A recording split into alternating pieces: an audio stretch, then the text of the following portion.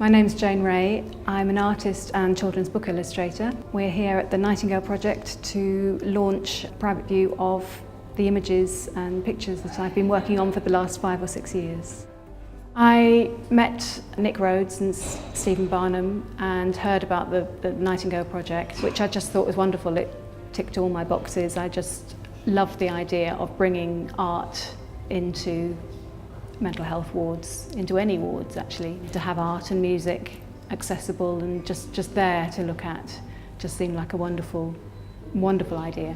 So I was delighted when Nick and Steve invited me to produce a series of work initially for a mental health ward at St Charles's Hospital, but the project sort of grew out of that, and it's been a wonderful journey. The first images that came into my head were of sort of foliate heads, a sort of medieval idea almost of the green man or the green woman, this sort of force of nature. And I saw these sort of quite large scale heads sprouting leaves and blossom and ideas and energy. So initially I did a series of these heads, some quite positive, but some rather more low-key and a bit sadder in some ways.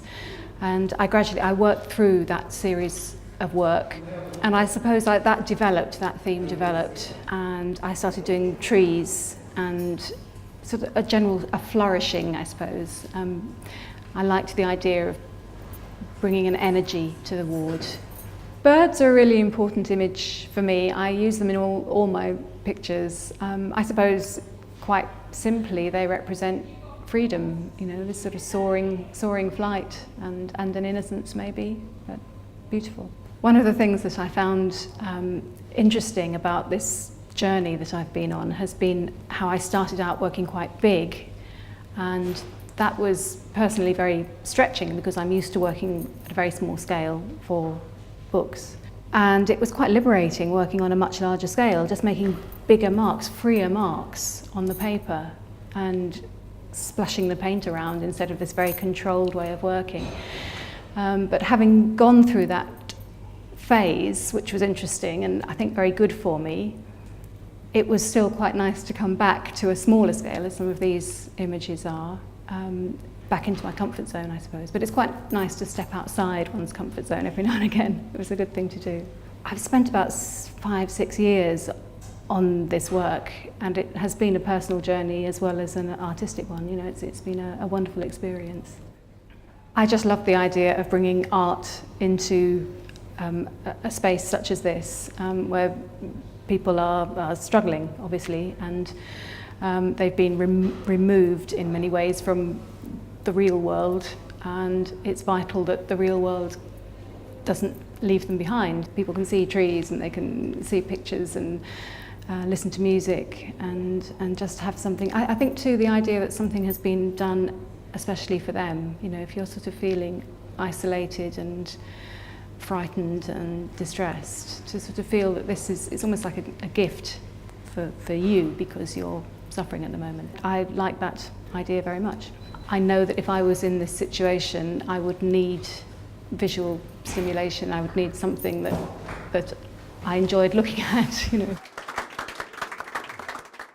I mainly just want to say a huge thank you to Nick and to Steve Barnum, who run and invented the Nightingale Trust, which is such an inspirational organisation.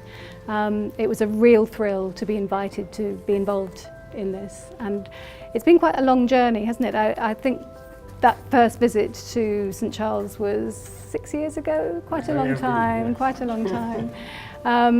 And I've loved working on these images, and it's been very important for me as an artist. It's been important for my development, and it's just been a real pleasure, and I'm very grateful for the opportunity you've both given me. So thank you, and I just hope these paintings and images give people some pleasure in the wards.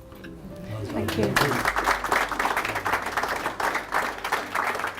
I'm just really hoping that the impact on patients and on the staff of the wards is that it brings, I don't know, some light and life into the wards. that it's something that gives people some joy. I just hope that people enjoy the work.